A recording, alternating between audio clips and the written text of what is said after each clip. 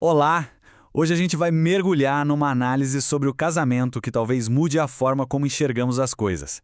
A base para essa nossa conversa vem de uma interpretação do livro bíblico de Efésios.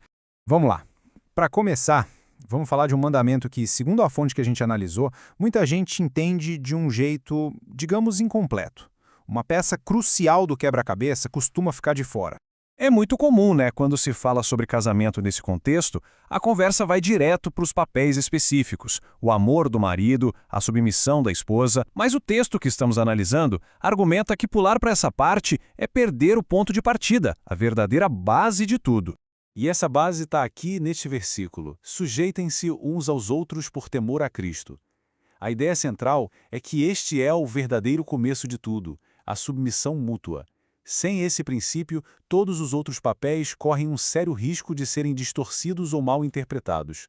Ok. Então, se a submissão mútua é a chave, o que torna isso possível? A fonte sugere que não é algo que a gente consegue na base da força de vontade, não. Tem a ver com o tipo de combustível que faz um casamento funcionar.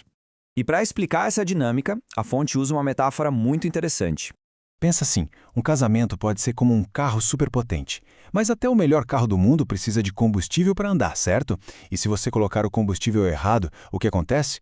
O motor quebra. A análise diz que colocar no nosso cônjuge a expectativa irreal de nos completar, de suprir todas as nossas necessidades, isso é o combustível errado. Inevitavelmente, vai danificar a relação. O combustível certo, então, seria uma vida cheia do Espírito. Então, se usar o combustível errado é o problema, qual é o principal componente desse combustível ruim? A fonte aponta para uma coisa bem específica: o egocentrismo. Este egocentrismo é descrito como a grande barreira para o serviço mútuo. Ele se manifesta de várias formas, como impaciência, irritabilidade, falta de gentileza e até aquela mania de guardar uma listinha mental dos erros do outro. E o mais curioso é que, geralmente, a gente tem uma dificuldade enorme de enxergar o próprio ego, mas para apontar o do parceiro, somos especialistas. Aí pode surgir uma dúvida muito pertinente. Será que a raiz desses comportamentos não está em traumas ou feridas do passado? E aqui a fonte faz uma distinção muito importante. A perspectiva apresentada é que, embora o trauma deva ser tratado com todo cuidado, o egocentrismo em si já faria parte da natureza humana. Ou seja, o sofrimento não cria o ego, mas ele pode revelá-lo ou até intensificá-lo. Beleza? Com esse diagnóstico em mãos, qual seria então o caminho proposto para a restauração do relacionamento? A solução apresentada é um paradoxo. O conceito é a renúncia de si mesmo. A ideia é que a alegria de verdade no casamento não é encontrada quando a gente busca a própria realização em primeiro lugar, mas sim no serviço dedicado ao outro. É bem contraintuitivo, né? E aqui vem um ponto que é, no mínimo, surpreendente. A fonte afirma que, para começar esse processo de restauração, não é preciso que os dois comecem ao mesmo tempo. Basta que um dos cônjuges dê o primeiro passo. Isso nos leva a uma comparação. De um lado, o que a fonte chama de casamento de trégua, aquele em que certos assuntos são evitados, o conflito é ignorado em nome de uma paz superficial e o casal até continua junto, mas sem alegria.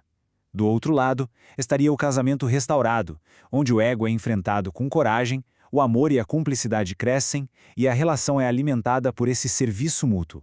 E tudo isso nos leva ao ponto crucial: uma reformulação total do que seria o propósito e o poder do casamento. O poder do casamento, segundo essa visão, não está em cumprir uma lista de tarefas e papéis à risca. Está, na verdade, na dinâmica de servir um ao outro de forma abnegada. A lição principal, o pulo do gato, estaria aqui. Cada pessoa no casamento precisa encontrar sua satisfação e realização mais profundas numa fonte divina. Isso tira um peso gigantesco dos ombros do parceiro ou da parceira, libertando os dois para se amarem de verdade, sem aquelas expectativas irreais que acabam sufocando a relação. E no final, a análise nos deixa com uma pergunta bem provocadora que vai no centro de tudo. O propósito do casamento é a felicidade pessoal ou o serviço mútuo? É um questionamento que desafia a visão mais convencional e com certeza nos convida a uma reflexão bem mais profunda.